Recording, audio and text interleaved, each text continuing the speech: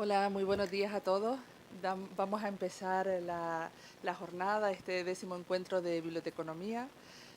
Muchas caras ya son asiduas a estos encuentros, afortunadamente, y el hecho de que repitan cada año es una de las motivaciones más importantes para que sigamos trabajando y organizando estos encuentros. En primer lugar, quiero agradecer la participación de todos y la colaboración de todos, pero muy especialmente a Ariel por su trabajo constante, por su apoyo siempre. El año pasado, según terminamos el encuentro, ya estaba proponiendo temas, uno de ellos los de los ODS. Y gracias, Ariel, porque hasta anoche necesitas algo, cualquier cosa, ya sabes, aquí estoy. Muchísimas gracias, de verdad. Da gusto tener un presidente como tú al frente.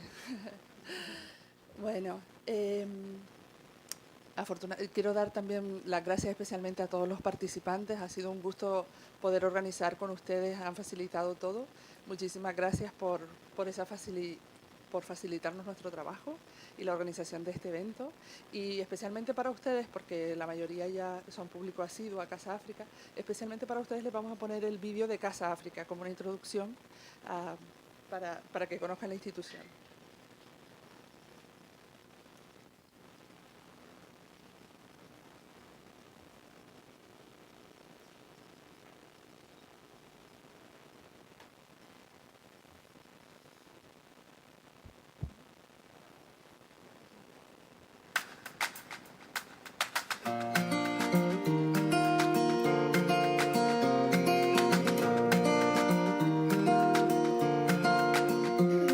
Ubicada en la ciudad de Las Palmas de Gran Canaria, Casa África es un consorcio público destinado a fomentar el acercamiento entre España y África.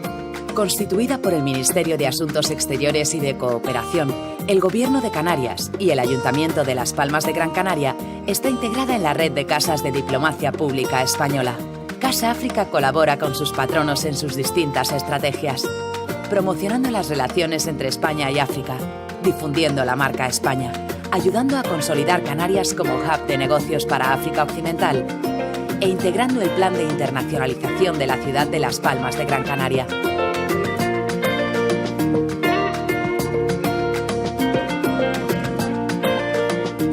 África pasa por una serie de transformaciones sociales y políticas muy esperanzadoras, ofreciendo grandes oportunidades de negocio e inversión. España y las Islas Canarias representan un puente natural entre Europa y África. La cercanía y la vecindad que nos une presta una oportunidad de construir un futuro común. Para ello, Casa África organiza más de 250 actividades al año que llegan a casi 300.000 personas, incluyendo encuentros, conferencias, intercambios o eventos culturales como exposiciones, cine, danza, conciertos y gastronomía. Casa África favorece la participación, el diálogo y el conocimiento entre los ciudadanos de ambos continentes a través de su gestión en las redes sociales, medios de comunicación y de los más de 10.000 recursos presentes en su mediateca. Las relaciones económicas con África también son una prioridad. Por ello, Casa África participa en foros económicos internacionales y organiza encuentros y conferencias con el fin de difundir las oportunidades que presenta el continente vecino al empresariado español y promover las relaciones hispanoafricanas. Somos vecinos con intereses comunes, por lo que podemos y debemos crecer juntos. Precisamente, Canarias es un ejemplo de convivencia entre europeos y africanos. No es casual que allí se ubique la sede de Casa África, una casa que no solo representa un espacio de convergencia para instituciones públicas y privadas, también es un punto de encuentro de la ciudadanía, donde tender puentes de amistad entre África y España, disfrutar la inmensa riqueza cultural del continente y participar en su misión, una misión orientada a un deseo. África y España cada vez más cerca.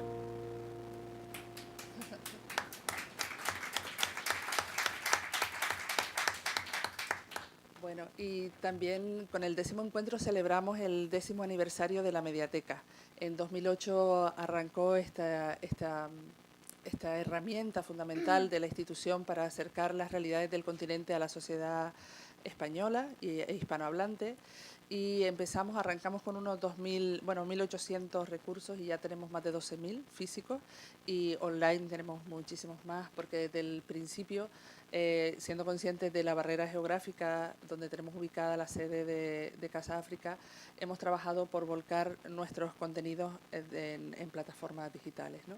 Y afortunadamente los avances tecnológicos nos han permitido, nos han ido facilitando estas opciones de subir recursos online. Tenemos fondos que hemos digitalizado en colaboración con instituciones que están, por ejemplo, el IFAN, el Instituto Fundamental del África Negra en Dakar, y también tenemos online una radio con todo el fondo musical, más de 10.000 canciones que hemos remasterizado y están en acceso abierto para difundir la riqueza cultural del continente africano y en particular las músicas del continente.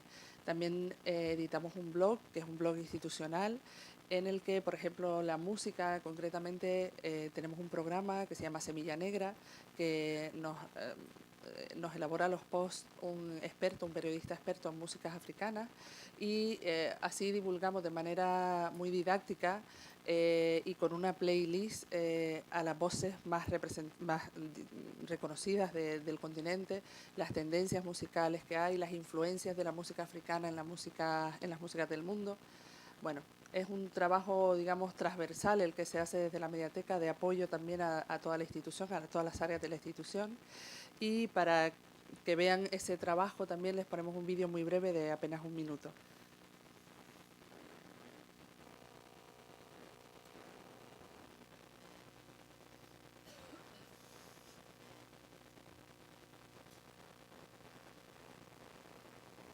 La Mediateca Casa África es un centro documental y multimedia especializado en temáticas africanas. Es un puente directo al continente que nos permite entender la complejidad histórica, la inabarcable diversidad de sus 54 países y descubrir su potencial pasado, presente y futuro. Un espacio multidisciplinar, físico y virtual donde aprender, explorar, relacionarse y también disfrutar de la producción intelectual sobre África y desde África. Un canal fundamental para acercar la realidad del continente a la sociedad española. Más de 15.000 recursos disponibles para préstamo, mayoritariamente en español, pero también en inglés, francés, portugués, más en lenguas africanas como Wolof o Swahili. El fondo de la Mediateca, integrado por textos, imágenes y música, no cesa de crecer. Si buscas en nuestro catálogo online algún libro y no lo tenemos, envíanos tu solicitud para incorporarlo al fondo. Y si ya lo tenemos pero no resides en Gran Canaria, te lo enviamos gratuitamente a tu biblioteca más cercana. Atendemos tus consultas y demandas de información de manera personalizada, tanto en sede como a través de correo electrónico. Un espacio al servicio de los ciudadanos donde comprendernos mutuamente, emocionarnos y compartir conocimientos y experiencias. En la Mediateca Casa África estamos para que africanos y españoles estemos cada día más cerca. Pues ese es nuestro trabajo principal, hacer que las culturas y las realidades del continente africano y la producción intelectual desde el continente y sobre el continente estén accesibles a la ciudadanía, especialmente a la hispanohablante y a la sociedad española. Bueno, la Mediateca es un espacio de encuentro y de diálogo, como estos encuentros en sí mismos, con los que tratamos de mantener a la comunidad bibliotecaria especialmente actualizada para afrontar los retos y los desafíos de la sociedad digital en la que nos tenemos que mover con un entorno tan cambiante, ¿no? Y como tenemos una labor también social y de capacitación de nuestros usuarios, es fundamental mantenernos actualizados, y lo hacemos a través de expertos como Dorcas Mutoni, que nos va a hablar en la segunda mesa, y también de Fran Sánchez, CEO de una empresa de Canarias de publicidad que se llama 22 grados. Y además de buenos profesionales, tenemos que ser buenas personas también, porque nuestra labor de comunicación con todo el ámbito social, toda la comunidad de los lugares donde ejercemos nuestro trabajo como bibliotecarios, es fundamental también transmitir valores. Y por eso la primera mesa va en torno a esto, a cómo transmitimos esos valores, como la lucha contra el racismo, cómo combatir el racismo. De eso nos hablará Moja Gereju, que Cristina Núñez nos ayudará a estar motivados en nuestro trabajo, en la labor social que desempeñamos, y Alicia nos hablará de cómo conseguir desde nuestro trabajo también cómo se está trabajando para conseguir los objetivos de desarrollo sostenible que nos impone la Agenda 2030. Y bueno, luego iremos hablando con cada uno de ellos y conociendo su trabajo. Y para inaugurar esta jornada tan especial del 10º aniversario, hemos contado con María Jesús Alvarado. Ella es una gran colaboradora con la institución y con la Mediateca en particular. Ha sido jurado en varias ediciones de nuestro concurso Puro Relato y siempre nos ayuda en nuestra labor con información sobre autores, sobre todo especialmente ella nació en Sáhara y nos da muchos contactos, nos ayuda siempre. Ella es cineasta, ella es también editora y promociona el español y especialmente la literatura canaria allí donde va.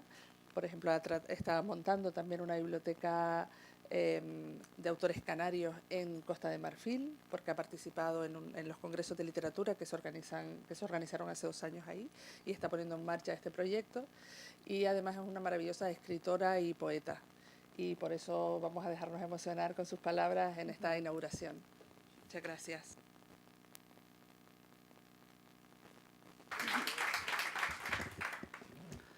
Bueno, con tantos piropos, da gusto venir. Buenos días, muchísimas gracias a Estefanía Calcines por su invitación a este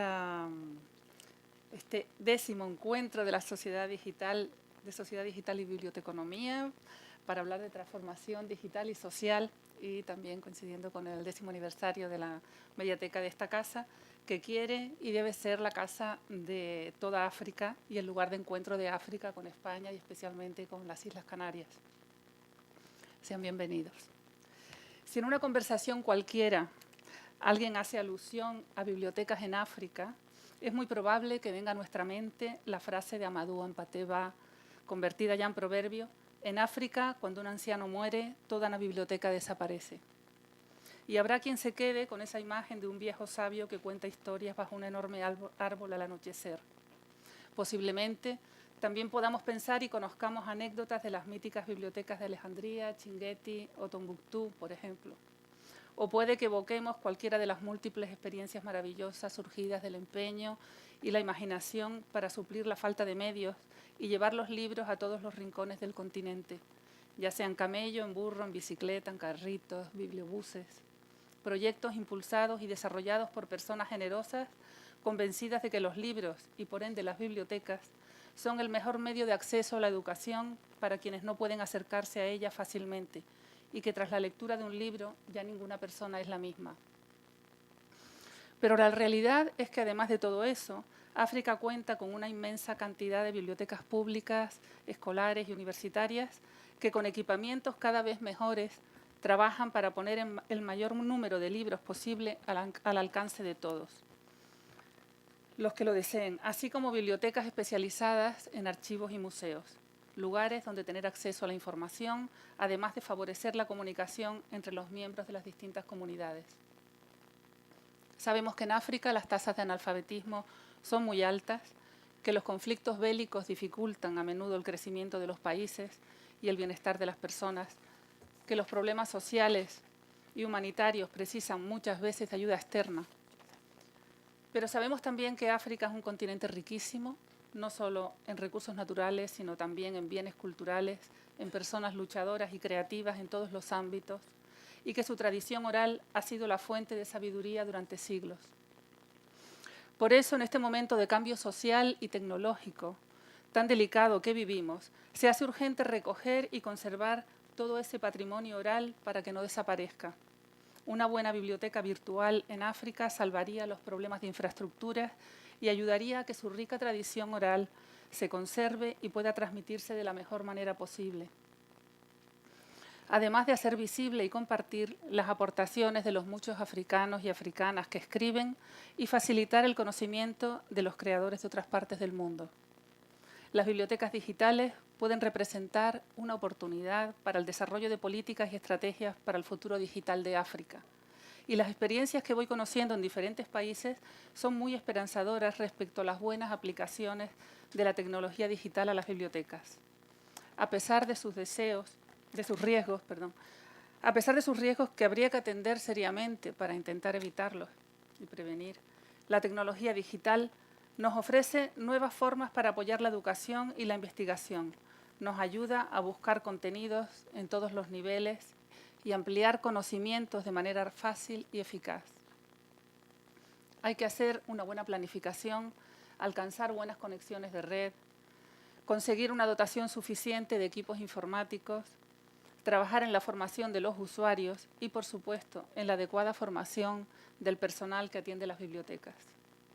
Como saben, muchas veces el elemento humano suple las carencias y en el buen funcionamiento de las bibliotecas, sean de papel o digital, los profesionales bibliotecarios son un elemento clave para que éstas funcionen adecuadamente. Gloria Fuertes afirmaba en un poema: Dios me hizo poeta y yo me hice bibliotecaria.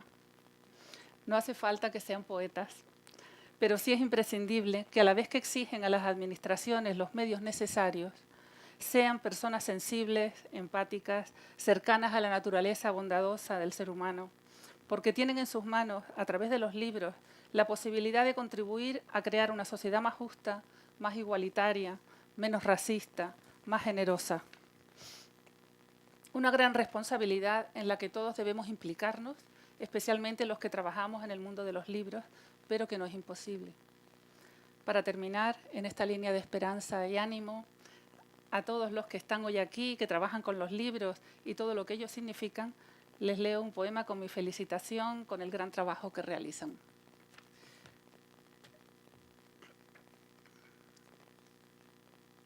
Me gusta la palabra todavía, porque entre sus letras se hace presente lo ocurrido antes de decirse y alarga el momento en que se dice hacia el tiempo que aún no es. La palabra todavía evoca la memoria, se adorna con bellos avalorios de experiencia e invita a festejar con todas las palabras. Todavía no permite el olvido, no nos deja morir, es rebelde y alegre, proclama la utopía, nos invita a atrevernos con todos los caminos. Decir todavía es decir que es posible. Y si algo es posible, lo que sea, si algo aún es posible esperar, vale la pena decirlo todavía. Muchas gracias.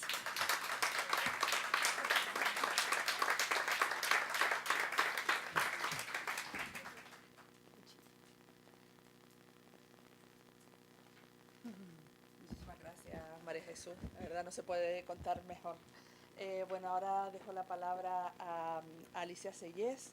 Alicia es licenciada en Documentación y especializada en contenidos y aspectos legales en la Sociedad de la Información y actualmente es presidenta de FESABIT, la Federación Española de Sociedades de Archivística, Biblioteconomía, Documentación y Museística. Ella coordina el grupo de trabajo Bibliotecas y Agenda 2030 y sobre eso nos va a hablar. Es un lujo tenerte aquí, Alicia. Muchas gracias. Bueno, yo me gustaría que siguieras leyendo.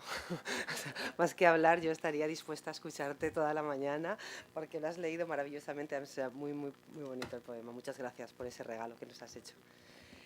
Bueno, yo también voy a empezar dando las gracias porque me parece que este encuentro, ¿no?, de biblioteconomía, de bibliotecarios, es un encuentro importante en Canarias, ¿no? Estuvimos comentando antes que al final se ha convertido en una cita importante para los profesionales de Canarias y eso ya también es gracias por hacerlo posible, a Casa África. Y deciros también que para mí es un honor, pero que quiero dar las gracias también especialmente a Ariel, porque no sé dónde está, allá, porque él ha sido el puente con Estefanía, él nos puso en contacto. Y la verdad es que me ha permitido descubrir unas actividades y una actividad impresionante. Muchísimas gracias por eso también. Y porque hay que ser activos como es Ariel, hay que ser peleones, hay que ser que se nos escuche y así es, en eso andamos, ¿no? Desde que empecé como presidenta del Col·legi de Bibliotecaris Valencià, me di cuenta de que si te mueves, por poquito, si te mueves, vas consiguiendo cosas, ¿no? Y yo quiero que os voy a hablar de un proyecto que tiene una envergadura y unas cifras que son realmente impresionantes. Bien, de lo que os voy a hablar hoy es de un proyecto, el programa. Voy a abrir mi presentación primero, porque no solo voy a estar hablando. No sé dónde está la...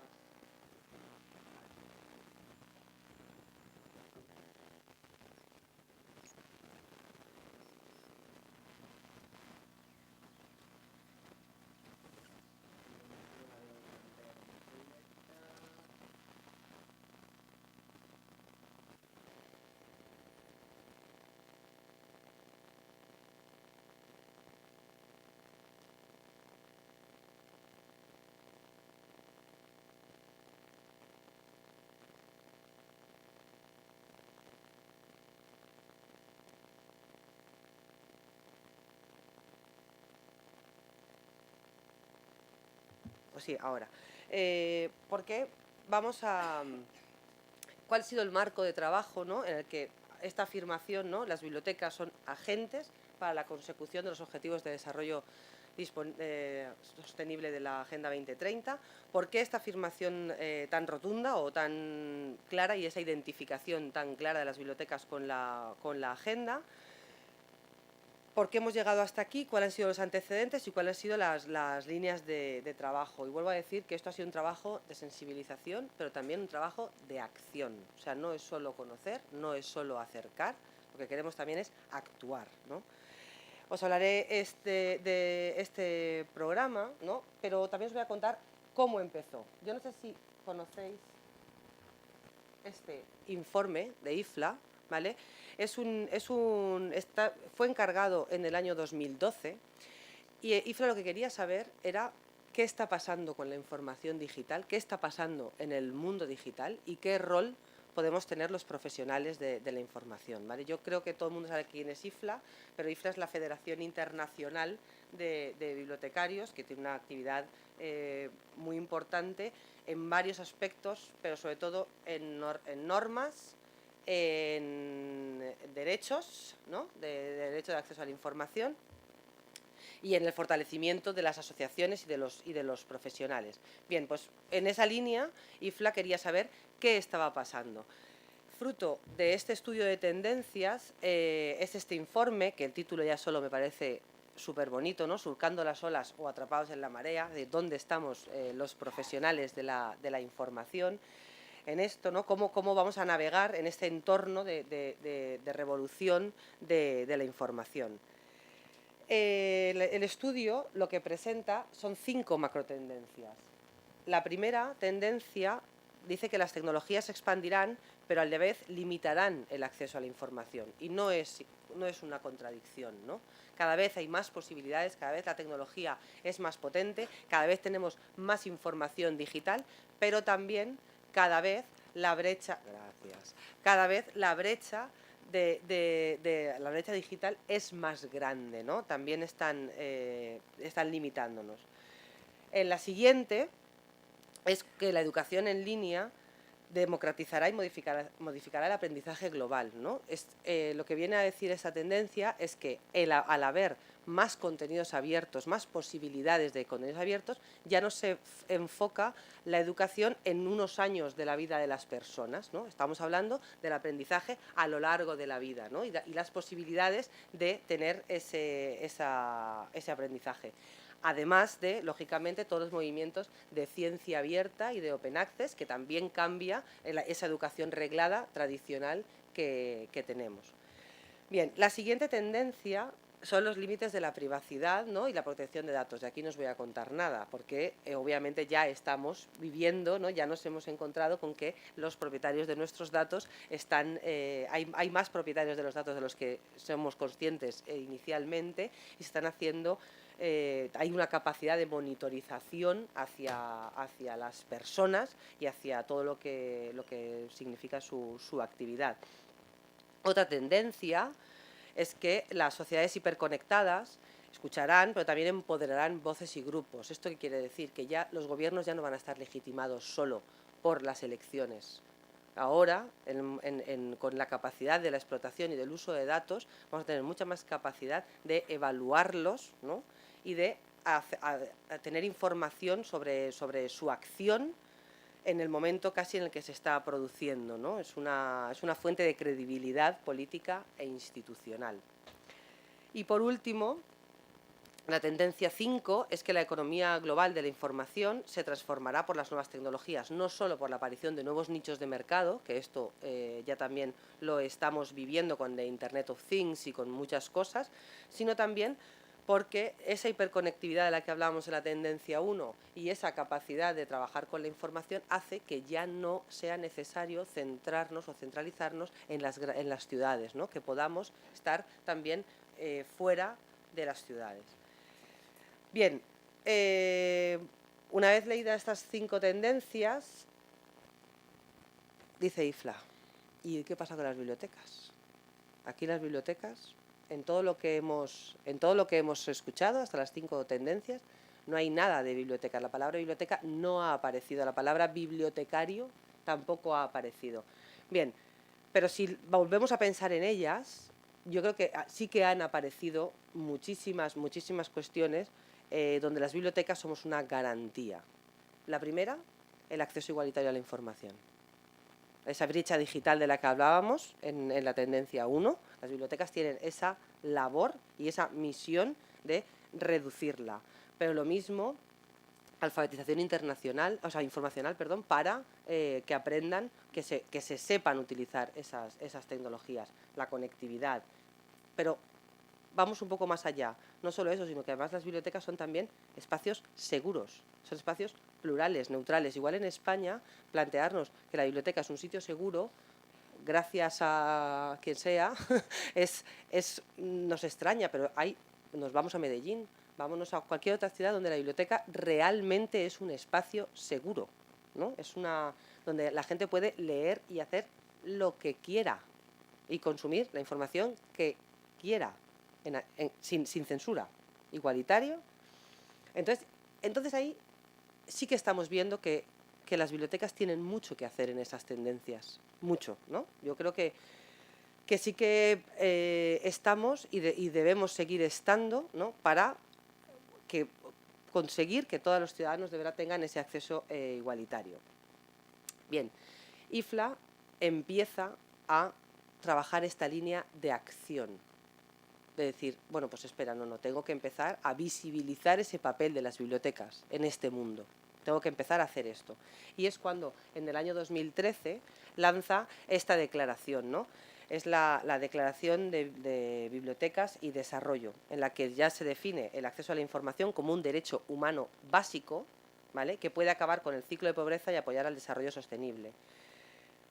La idea es que las bibliotecas en muchas comunidades es el único lugar en el que las personas pueden acceder a la información que les va a ayudar a mejorar su vida, ¿no? Adquirir formación, encontrar trabajo, desarrollar nuevas habilidades, sobre todo tomar también decisiones informadas en muchas materias. Este papel único de las bibliotecas hacen que sean de verdad un importante socio para el desarrollo de las comunidades. Y ahí es donde empieza la labor de IFLA, vinculándose a las políticas y a la línea del desarrollo sostenible. La siguiente gran acción de IFLA es en 2014, cuando lanza lo que es la Declaración de Lyon. Yo no sé si conocéis la Declaración de Lyon. Pues la Declaración de Lyon fue una declaración firmada por 604 firmantes, en los que se encuentran instituciones, gobiernos, individuales, asociaciones, o sea, gente de todo el mundo. La idea es, esta declaración la redactó IFLA, la abrió en el Congreso de Lyon del año 2014. Sabéis que IFLA tiene un congreso anual en cualquier parte del mundo, ¿no? El año que viene es en Atenas, el pasado fue en Malasia, o sea, es un congreso mundial. La idea, la redacción de esta declaración es que el acceso a la información es básico para que las personas ejerzan sus derechos civiles mediante el aprendizaje continuo y el desarrollo de nuevas habilidades para la toma de decisiones. Es decir, el acceso a la información es clave para la participación plena en una vida democrática. Ahí es donde iba IFLA, donde encaminaba y donde dirigía el acceso a la información. Bien, en 2014 era el año antes de que se firmara y de que se acordara la Agenda de Desarrollo que se aprobó en 2015, ¿no? Entonces, durante todo ese año, IFLA está participando en el High Level Political Forum de las Naciones Unidas, donde está todo el tiempo trabajando para que el acceso a la información, para que la cultura, para que el conocimiento se identifique como socio del desarrollo.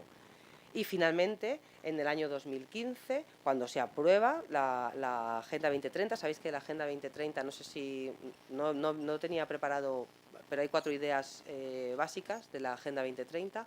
Una es que no es una agenda de cooperación, es una agenda de transformación, es decir, los ricos no ayudan a los pobres, todos nos evaluamos, es decir, todos tenemos que mejorar, todos tenemos que conseguir, porque lo que hago yo impacta en el otro, y el otro da igual quién sea, ¿no? O sea, esta visión del desarrollo es lo que otra de las frases que habéis oído hablar seguramente es la acción local para el impacto global, ¿no? Esta es la idea de la agenda. Es una agenda además que se aprobó con el consenso y con la participación, por eso IFLA también tuvo espacio, porque se abrió a la sociedad civil. Esto es muy importante también, ¿no? Es decir, ya no fueron 4, aquí como estamos en confianza, ya no fueron 4 listos del desarrollo que dijeron lo que había que hacer, ¿no? Ya no, fuimos nosotros, es decir, muchísima gente pudo participar en una encuesta que se llamó My World, donde cada uno decía el mundo que quería, y con todo ese consenso y el grupo de listos también, que trabajó en por otra parte, pero es verdad que sí que se aunó, y por eso de 8 objetivos del milenio pasamos a 17 con 169 metas. O sea, era muchísimo más ambiciosa que los 8 objetivos del milenio que habían precedido a la Agenda 2030. Por eso os digo, IFLA tuvo espacio para ir, para decir y para hablar de acceso a la información, de acceso a la cultura y de acceso al conocimiento como garantía del desarrollo.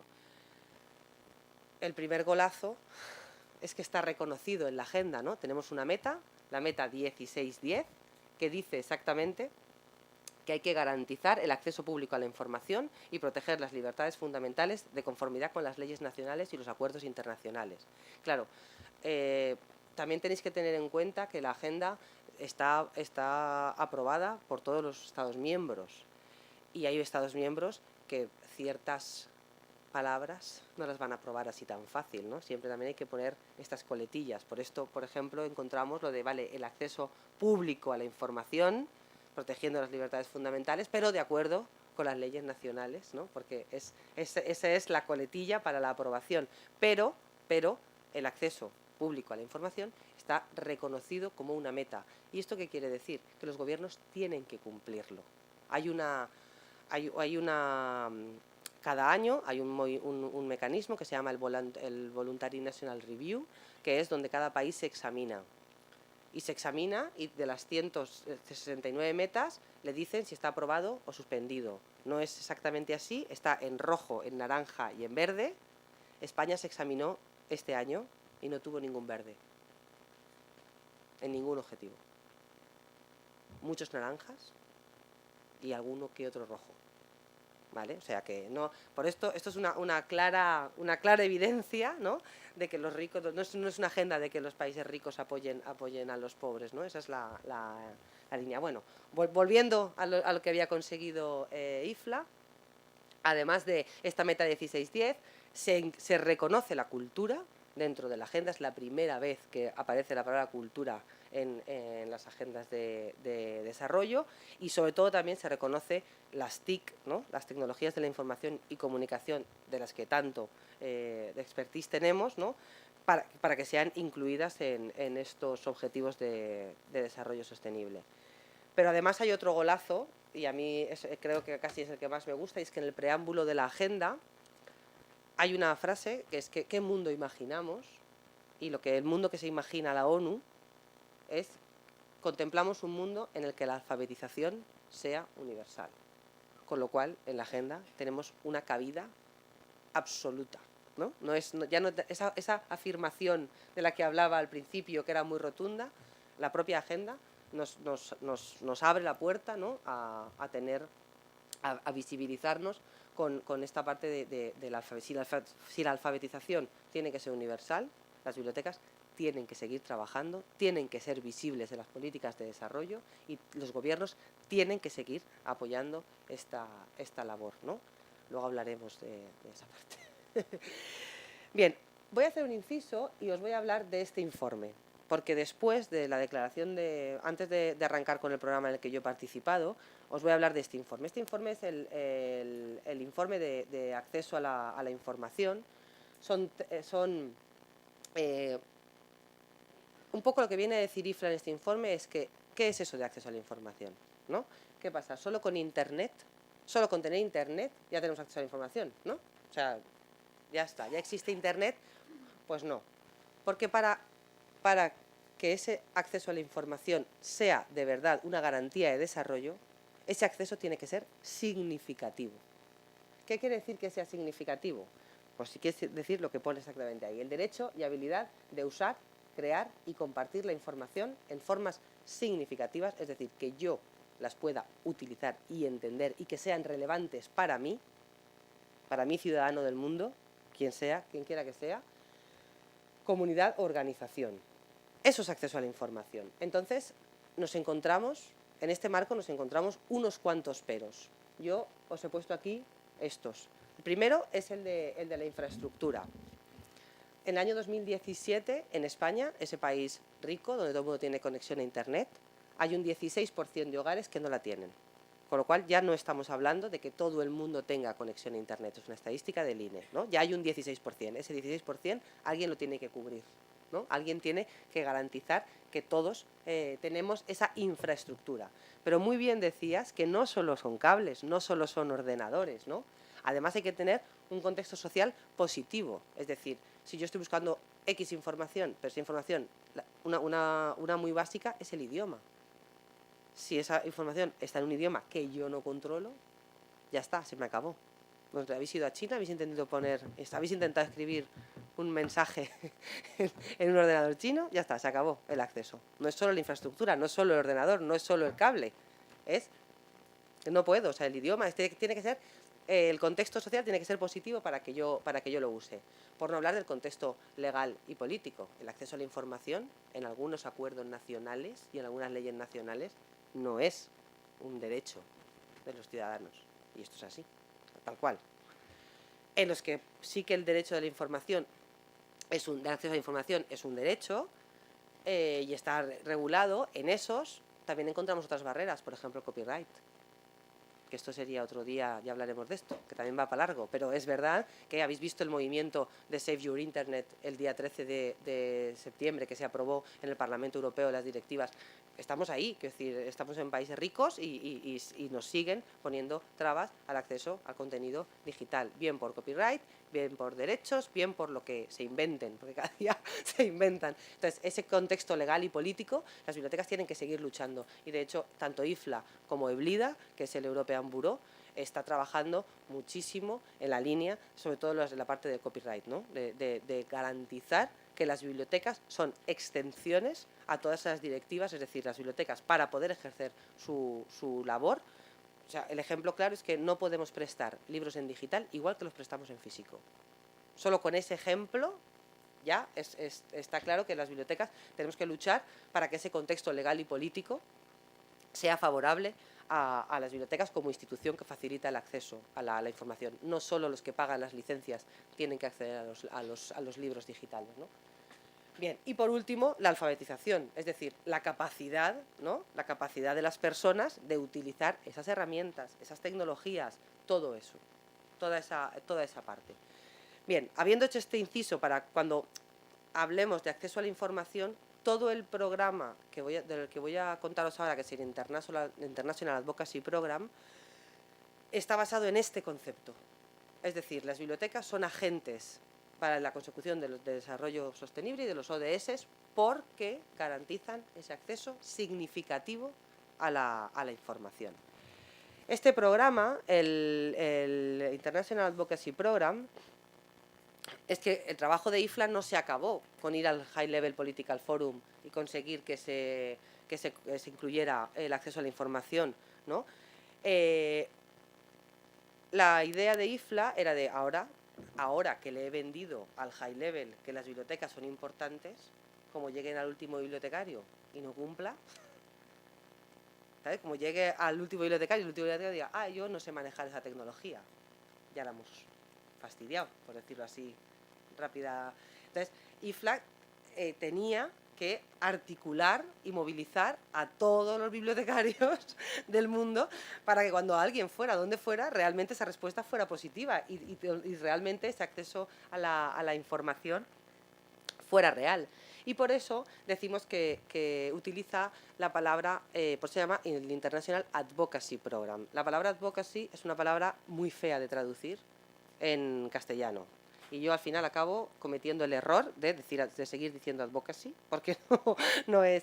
Pero bueno, podríamos entenderlo como promoción y defensa, como sensibilización, como lobby, que tampoco me gusta mucho, pero bueno, tiene conocimientos también peyorativos. Pero la idea es que, según hay un manual de advocacy de Global Libraries, que es otra institución también a nivel mundial por la defensa de las bibliotecas públicas, que ahora cierra su programa, que es de la Bill y Melinda Gates Foundation, dice que las acciones, la advocacy son acciones que los individuos o las organizaciones realizan para influir en la toma de decisiones. Esa es la clave, influir en la toma de decisiones, es decir, para intentar conseguir que cambien esa política que yo deseo o esa financiación que yo deseo. Eso es advocacy, ¿vale? Es ir y explicar. Entonces, ¿por qué digo que tenemos dos líneas? Tenemos dos líneas, la de sensibilización y la de acción, ¿vale? La de sensibilización es hacia los bibliotecarios. O sea, esto de que los bibliotecarios, y también lo ha dicho muy bonito en su discurso de inaugurar, los bibliotecarios tienen que ser gente también comprometida, tienen que saber qué es el mundo que tienen y cuál es su labor. O sea, yo ahí no os prometo que no la había, ni ha venido a los talleres de IFLA, ni nada, pero lo ha dicho, es verdad. O sea, un bibliotecario tiene que saber que de verdad su función tiene un impacto en la comunidad en la que está trabajando, ¿no? Entonces, esa sensibilización no es solo para que los bibliotecarios conozcamos la agenda de desarrollo, porque aquí ahora levantemos las manos. ¿Cuántos conocemos la agenda de desarrollo? Yo reconozco que antes del 2016, que empecé con esto, yo no tenía ni idea, lo había oído, lo había visto en la tele, pero yo no sabía qué era. No, tampoco entendía muy bien el concepto de transformación o cooperación, porque son esa parte política o esa parte más activa, ¿no? Pues no la tenemos, o yo por lo menos no la tenía. Es verdad que sí, que cooperación al desarrollo nos suena, pero no nos planteamos que naturalmente hemos trabajado con la ONG que tenemos al lado. Sí, eso lo hemos hecho, son acciones, pero no somos conscientes del impacto que tenemos en el mundo en el que vivimos y ese marco político, ¿no? Hacia donde tienen que ir los gobiernos. Entonces, la sensibilización iba en esa línea, ¿no? A las asociaciones, porque también IFLA es una federación de asociaciones, por tanto es su cliente directo, pero también a todos los bibliotecarios, pertenezcan o no a esas asociaciones, y a los ciudadanos. Y eso es importante también porque esta idea de desarrollo, esta idea de acceso a la información para el desarrollo, tiene que llegar también al ciudadano. O sea, la idea es asociación bibliotecaria, bibliotecarios, ciudadanos, para que haya esa cadena de sensibilización. Y después está la acción. Y la acción, es verdad que tiene esa parte de asociaciones bibliotecarias y comunidad también bibliotecaria, pero hay otra parte de sociedad civil. Yo nunca había participado en un foro político, nunca. Nunca me había sentado con la Federación Española de Municipios y Provincias, con alcaldes, hablando de su parte de cooperación y a levantar la mano y decir, es que las bibliotecas tenemos mucho que hacer, las bibliotecas son municipales y usted tiene que luchar también por las bibliotecas. O encuentros que se han hecho, por ejemplo, en el Congreso de los Diputados con todo el tercer sector. En esos foros la comunidad bibliotecaria no participaba. O por lo menos ahora estamos empezando a participar. La relación con los políticos que no sean de cultura, y si con los de cultura casi no llegamos, pues con el resto de áreas de la política tampoco teníamos esa relación, ¿no? Entonces, esa es la acción, ir a sentarte con ellos y decir, ¿y vosotros qué hacéis? ¿Cómo podemos trabajar las bibliotecas con vosotros?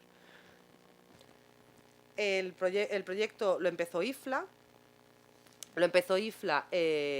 Con workshops regionales, que fueron 6 workshops regionales, América Latina, América del Norte y el Medio Oriente, Europa, África y Oceanía, creo. Bueno, no lo recuerdo. Son 6.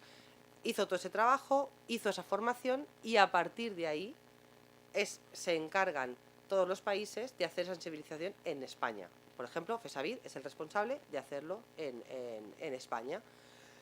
¿Qué hemos hecho? Pues hemos hecho talleres en muchas comunidades y estamos haciendo, pues como hoy, acercar toda esta idea a cualquier encuentro en el que se habla de bibliotecas y ODS. Pero después recae en todos. Luego os contaré un poco más cómo lo hemos articulado, cuál es el plan de advocacy. Pero para IFLA poder llegar hasta el último bibliotecario, que es la idea, ¿no? Es decir, que todos los bibliotecarios tengan esta idea, lo hemos canalizado a través de las asociaciones y de los gobiernos, ¿no? En nuestro caso, el Consejo de Cooperación Bibliotecaria, y ahora os lo explicaré. En total ha habido los 6 talleres regionales que os decía, 150 acuerdos firmados. ¿Esto qué quiere decir? IFLA tampoco no se anda con chiquitas, yo esto tampoco lo sabía. A mí IFLA me ha hecho firmar un contrato. Y yo he firmado un contrato donde me he comprometido a hacer esto en España. Es decir, ya podía haberlo hecho sola en mi casa, pero yo tenía que hacerlo. Porque IFLA me obliga, o sea, este mecanismo de acción al que tampoco yo no estaba acostumbrada, es decir, bueno, yo me comprometo, pero si quiero voy y si quiero no voy, ¿no? Decir, bueno, bien, yo iré. No. IFLA, cada 3 meses yo tenía que hacer un reporte, un informe de todo lo que yo había hecho, a qué reuniones había ido, con quién había hablado, qué talleres había hecho durante 2 años. O sea, esto es un contrato de compromiso para la acción, lo que os decía de la acción. En total, en los workshops participaron 76 países, pero luego se abrió una convocatoria de becas y 24 países más se pudieron añadir. Perdón, 38 países más se pudieron añadir, con lo cual, si hacemos la suma, más de la mitad de los países que han participado o que han aprobado la agenda de desarrollo han emprendido proyectos de bibliotecas y ODS. ¿Qué se ha conseguido? Pues las cifras son brutales. 773 talleres en el mundo, 62.000 usuarios finales de biblioteca que han recibido o han participado en algún tipo de actividad de sensibilización. 21.000 bibliotecarios en todo el mundo han participado en esto. Y luego ya con números más pequeños, pero no menos importantes, 183 reuniones con gobiernos y funcionarios y 49 con representantes de las Naciones Unidas. Es decir, a 49 de los que votan se les ha hablado de bibliotecas. Este es el compromiso. Nosotros lo que nos enseñaban era hacíamos talleres tan ridículos, yo con lo que hablo, de en 2 minutos súbete al ascensor y dile al político que te encuentras que las bibliotecas son importantes. Y no, 2 minutos no, déjame subir al piso 20 por lo menos, porque no, yo en 2 minutos no necesito mucho más tiempo, ¿no? Nos entrenaban para hacer eso, cómo llevar las reuniones, cómo se plantea la necesidad de sacar siempre un compromiso, de no cerrar las cosas en las reuniones, bueno, un montón pero al final son 49 reuniones con representantes, es decir, con gente que después en la ONU va a tener relevancia, ¿no? Nosotros en España, a ver que os enseña una foto, nosotros en España hemos hecho seminarios y talleres en comunidades autónomas, hicimos uno a nivel nacional, que el director de la Pública del Estado de Canarias sí que participó. Luego hemos hecho 6 regionales, vamos a seguir porque ahora también estamos con la colaboración con una federación de municipalistas y vamos a hacer en los ayuntamientos principales, en Madrid, en Valencia, vamos a hacer también. Hemos participado, como os decía, en foros de la sociedad civil. Tenemos una alianza muy interesante con la Federación de Municipios y Provincias y con una plataforma que tienen de cultura y desarrollo. Y lo más interesante es el señor este de la foto que está con Gloria y conmigo. Bueno, también os voy a decir que tener a Gloria es el tantazo. O sea, esto te hay que decirlo. Llego yo y la presidenta de la IFLA, ¿sabes? O sea, nunca voy sola, esto es perfecto. Yo he tenido mucho más fácil que cualquiera de los países en los que... Porque decíamos, la presidenta es española y esto queda estupendo y vamos a las reuniones, ¿no? Y es verdad que... Pero también fue... fijaos también en qué momento nos encargó esto IFLA. Nos encargó un momento en el que España no tenía gobierno. 2015, 2016 hubo 2 elecciones. Todo estaba en funciones. Todo, o sea, no había nadie. Con lo cual todo era llamar al Ministerio de Exteriores, todo era ir a tal, y nadie nos hacía ni caso. O sea, yo estaba frustrada, no había nadie porque no había nadie implicado ni nadie trabajando en la agenda. Y entonces, en el 2017, en julio, aparece el gobierno del PP ya formado y dice que España se presenta al examen voluntario, allí en la ONU, en Nueva York. Y claro, Gloria estaba allí y dice, llevamos 2 años persiguiendo, ¿y quién es este? Pues este es ese. Este es el de la corbata. Y entonces Gloria se esperó allí hasta que salió por la puerta, o sea, esto fue un caza y captura, literal, y le dijo, yo quiero hablar contigo, tienes que... Y ahí nos puso en contacto con el que en 2017 era el embajador, esto me encanta también, los nombres son espectaculares, el embajador en misión especial para la Agenda 2030, él era el vocal asesor, pero lo importante es llegar, ¿no? Llegar a... Es verdad que en otros gobiernos, por ejemplo en el gobierno valenciano, yo había también trabajado, en el gobierno valenciano a mí me fue mucho más fácil, porque en el cambio de gobierno hubo una consejería de cooperación, donde estaba cooperación, que era la de responsabilidad social, transparencia, buen gobierno, bueno, había una consellería dedicada a esto, y entonces Federico Buyolo, que era el director general de cooperación, me atendió muy bien y desde siempre trabajamos en Valencia Fácil. Y ahora nos ha venido al pelo, porque ahora este señor es el alto comisionado para la Agenda 2030 en España, con el cambio de gobierno. Con lo cual ya tenemos amigos en el high level y ya vamos y les decimos, hola, soy Alicia, y el otro día entré como VIP a la Moncloa, que oye, esto de ser pueblerina está muy bien, porque te emocionas con cualquier cosa, pero es verdad que consigues entrar, ¿no? Y decir, es que llego a la Moncloa y hablo de bibliotecas en Moncloa. O sea, es que esto no es una chorrada. Yo lo cuento así y con la ilusión de hacerme la foto con el VIP y todo eso, pero es que creo que es la primera vez que se ha conseguido, ¿no?, hablar de bibliotecas y de la importancia del acceso a la información. Mi primera cuestión que le dije a Federico fue, Federico, la palabra información aparece 2 veces en tu plan de acción. Esto ya... háztelo mirar y vamos a trabajar. Yo tengo esta propuesta. Y yo ya me fui con mi lista de las cosas que pienso que se deberían hacer. Bueno, bien, pues aparte de todos los talleres que hemos hecho y todo eso, a mí me gustaría contaros que además tenemos un grupo de trabajo que es el que yo coordino en el Consejo de Cooperación. Yo me he puesto los retos altos, porque ponerte un reto bajo es una tontería, ¿no? Vamos a ponernos retos altos y lo que yo quiero es que se firme en España, que las comunidades autónomas se firmen un plan nacional, una estrategia, como lo quieran llamar, de información y bibliotecas. ¿Y esto qué quiere decir? Esto quiere decir que todos tienen que comprometer a que sus bibliotecas, o sea, en el Consejo de Cooperación, ¿sabéis cómo funciona? El Consejo de Cooperación van los representantes de las comunidades autónomas y se cuentan lo que hacen, ¿no? Pues yo quiero que, además de que se cuenten lo que hacen, ¿no?, se aprueben y se tomen acuerdos. Y ahí, no es un órgano consultivo, no es un órgano ejecutivo, también es verdad, es decir, lo que diga el Consejo te lo puedes... Pero cuando hay un acuerdo en un pleno del Consejo, es muy difícil que la comunidad autónoma no haga o no actúe, ¿no? O por lo menos que le puedas decir, oye, que lo acordamos en el pleno y no has hecho nada, ¿no?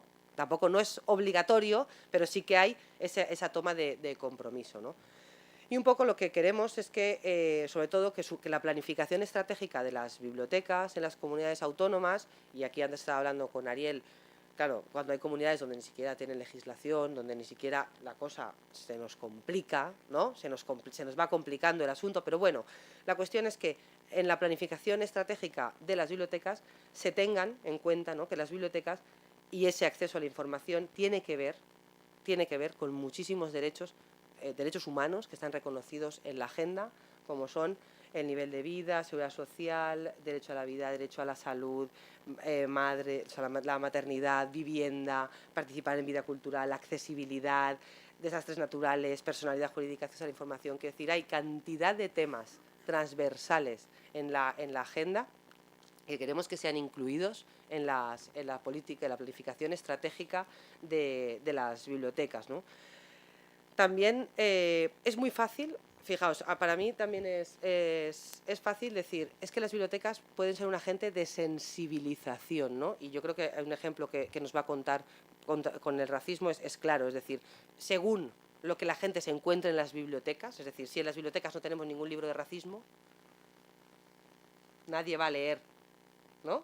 Si en las bibliotecas no tenemos el fondo de las mujeres, por ejemplo, mujeres autoras, no existe, pues ¿qué empoderamiento de la mujer vamos a hacer, ¿no? Es decir, la parte de la sensibilización es muy fácil de identificar, ¿no? Es muy fácil decir, es que las bibliotecas pueden ayudar a que la gente conozca el desarrollo, conozca los ejes transversales de la agenda, los incluya en su día a día, respeto al medio ambiente, conciencia. O sea, hay muchísimas cosas que las bibliotecas pueden hacer solo abriendo la puerta y ofreciendo recursos.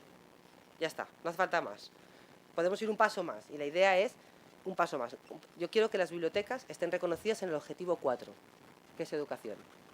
Directamente, ya no solo la sensibilización. Yo quiero que se vea que las bibliotecas hacen una labor de educación, en la 4.4 o donde sea.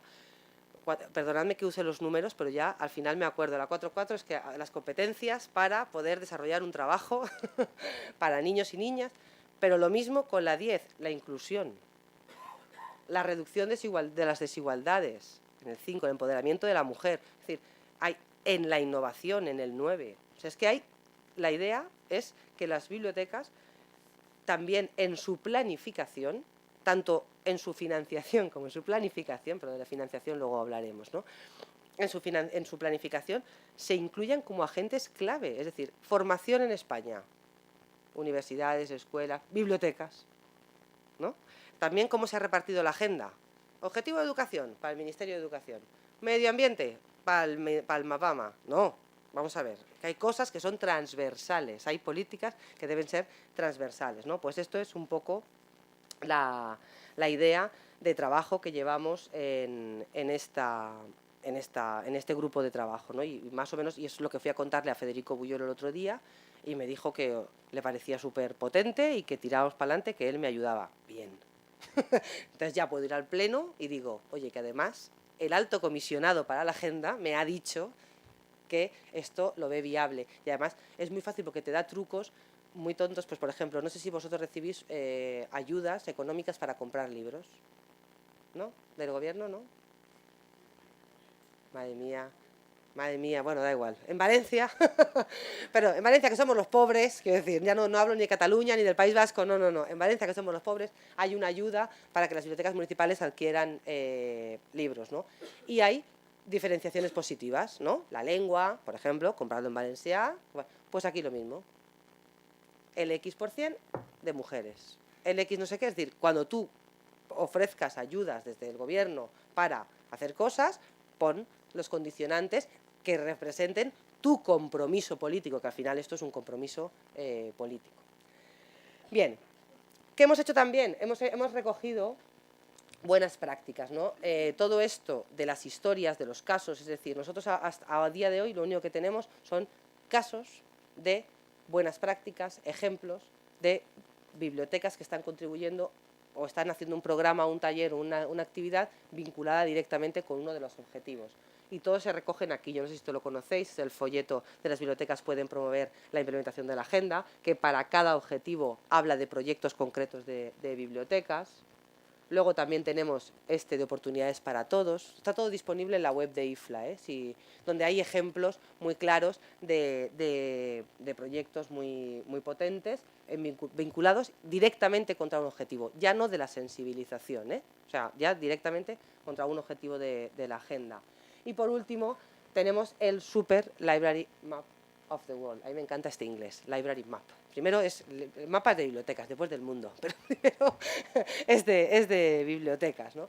Bien, la cuestión es que además de los datos de las bibliotecas de todo el mundo, lo que tenemos también son historias de cada país vinculadas con uno de los objetivos. Os recomiendo que lo veáis y que lo visualicéis. Pues, por ejemplo, aquí tenemos en Colombia, vinculados al objetivo 16, tenemos las bibliotecas móviles para la paz que se pusieron en los 20 puntos del terreno fronterizo con las FARC y con la guerrilla, ¿no? Por ejemplo. Bueno, hay muchísimas historias aquí, y este concreto de Colombia está absolutamente dirigido al objetivo 16, que es la paz, ¿no? Es la idea. Bien, para enfatizar un poco esta idea es lo que os digo, ¿no? Es decir, que los objetivos, ¿no? Los objetivos no tienen, para hablar de ese desarrollo del que habla la agenda, los objetivos no son estancos, ¿no? Dependen, o sea, una de las cosas más difíciles que plantea la agenda es que hay 5 pilares, que son las personas, el planeta, la prosperidad, la paz y las alianzas, en inglés partners, por eso son las 5 Ps, ¿vale? Esos, no puede entenderse un objetivo que solo hable de la prosperidad si no beneficia a todas las personas, ¿no? Es decir, tiene que haber un equilibrio entre todos, ¿no? Por eso también decimos que el acceso a la información es transversal. Bien, no voy a alargarme mucho más, ¿vale? Pero sí que os diré que esta parte, este compromiso, ¿no? Pongo esto porque todo el mundo tiene que vender su libro, yo vendo el mío también, el mío pequeño, que es el Col·legi Valencià, ¿no? Que hicimos las jornadas pasadas, el eslogan fue muy claro: informar para transformar. O sea, si queremos transformar, y es una también del lema de esta jornada, ¿no? Si queremos de verdad transformar el mundo, la información es básica, ¿no? No solo por la búsqueda del empleo, por el emprendimiento, por la utilización de los espacios, sino también porque la ciudadanía tiene que tener, todos los ciudadanos tienen que tener las mismas posibilidades, ¿no? De tener esa información. Bien, ahora os voy a hacer unas confesiones para acabar. Bueno, casi. Las confesiones es que yo vengo aquí, me empodero delante de bibliotecarios y además, como todos me entendéis, me decís: sí, claro, tiene toda razón, las bibliotecas son agentes del desarrollo, las bibliotecas de verdad están contribuyendo a los ODS, ¿no? Es decir, el acceso a la información, la cultura, el conocimiento, vamos, sin esto no hacemos nada, y vosotros me dais la razón porque sois bibliotecarios como yo, ¿no? Es así, y decís, claro, Alicia tiene toda la razón, ¿no? Pues fijaos que yo también muchas veces me he encontrado que y aquí viene la autocrítica y la confesión, y por favor que no lo graben, a veces esto no es verdad. Esto está a veces muy cogido con pinzas, y voy a explicarme, ¿no? La información ha cambiado de soporte, ya no solo están los libros, y nosotros seguimos pensando mucho, tal vez por nuestro contexto, como os decía, por ese contexto legal, por ese contexto, es decir, por ese contexto tecnológico, por ese contexto, tal vez, pero seguimos pensando en ese binomio libros-biblioteca, ¿no? En esa parte física, ¿no? Y todavía hay muchísimas bibliotecas que están centradas en la información que tienen solo en el papel, ¿no? Y eso es una pena, ¿no? Yo creo que también tenemos que ser un poco más proactivos. Fijaos, una de las cosas que yo creo que podíamos hacer un papel impresionante y que lo hacemos de forma muy esporádica es con toda la información gubernamental. Es decir, la gente no entiende el SERVEF, bueno, no sé cómo se llama aquí, lo del Servicio de Empleo. La gente no entiende para pedir una cita, la gente no entiende. O sea, hay cantidad de información gubernamental que tú puntualmente viene alguien y le ayudas a rellenar su currículum, o le ayudas, pero no lo haces de forma proactiva.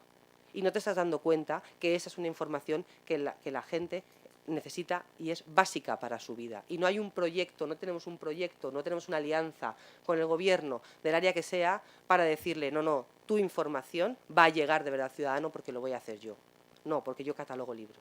Perdonadme que lo diga así, porque también somos bibliotecarios y estamos en familia. Esto me lo cortáis en el vídeo.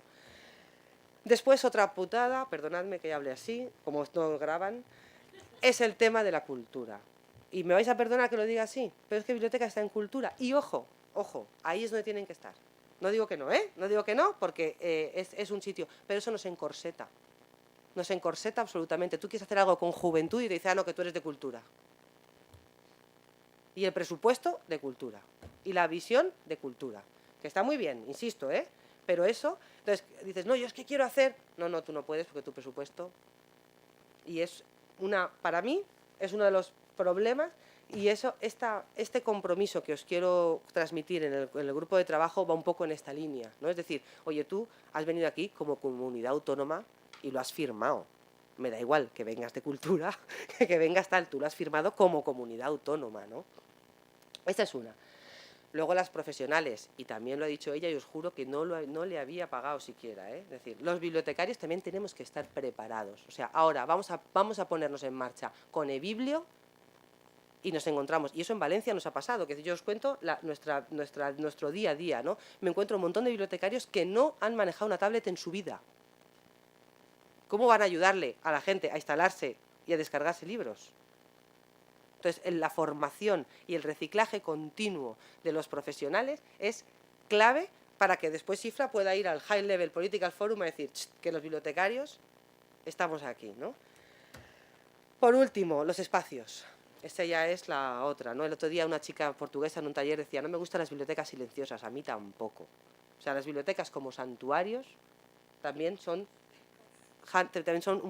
para esa inclusión, para esa reutilización, para esos espacios de creación, para esa transformación de la información de la que habla el informe, ¿no?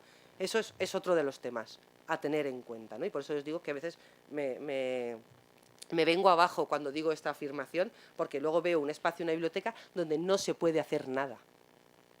Donde alguien que no tiene techo y viene simplemente porque hay calefacción, no tiene espacio, ¿no? Ahí lo dejo. Y por último, mi tema preferido, la investigación. La investigación, o no tenemos investigación del impacto de las bibliotecas, realmente, o no tenemos datos, o todo es muy segmentado. Es decir, alguien ha hecho un estudio en la ciudad no sé qué, pero no a nivel español. Las estadísticas de bibliotecas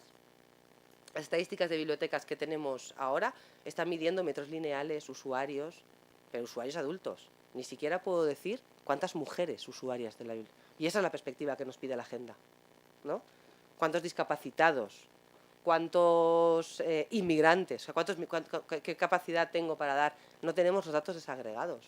No tengo esa capacidad para decir, no, he hecho... Como vosotros rellenáis todas las estadísticas, ¿no? Muy disciplinadamente. Eso es menos mal, me alegra mucho que hagáis esto. ¿Y cómo ponéis vuestra lista de actividades?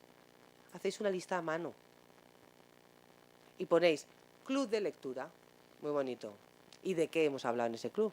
Hemos hablado de racismo, hemos hablado de no puedo etiquetar, no tengo datos para demostrar que esa capacidad de sensibilización, ¿no?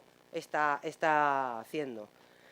Bien, por lo tanto, queremos datos, queremos que investiguéis, queremos que demostréis. Y yo en esa línea hay una ISO, la ISO 16439, qué bibliotecaria me he vuelto ahora, así de repente. Esa ISO mide el impacto de las bibliotecas. No tenemos una metodología. Yo he pedido un proyecto de investigación en la Politécnica de Valencia, a ver si me lo dan, para hacer esta metodología y facilitarle a todos los bibliotecarios que puedan medir su impacto. Y su impacto a 3 niveles. Por eso me gusta tanto esta ISO, porque me ayudaría mucho a hablar de la agenda y sentarme delante de los políticos a decirles el 5% de los tal que han venido, porque así es como habla la gente del tercer sector, y ahí me he dado cuenta yo. Tú llegas a los de energía y te dicen el 8% de la energía se produce, y tú dices, hay bibliotecas. Claro, porque ellos lo tienen absolutamente medido, tienen absolutamente cuál es el nivel óptimo, cuál es el nivel... Nosotros no. Por eso necesitamos los datos y los estudios, ¿no? Pues en este caso la ISO además hace 3 niveles. El impacto en los individuos, es decir, cómo le mejora la vida al individuo concreto, ¿no? El impacto social, es decir, cómo mejora la comunidad en la que la biblioteca está. Y uno que también les va a encantar a los gobiernos. Cómo mejora la institución por tener una biblioteca.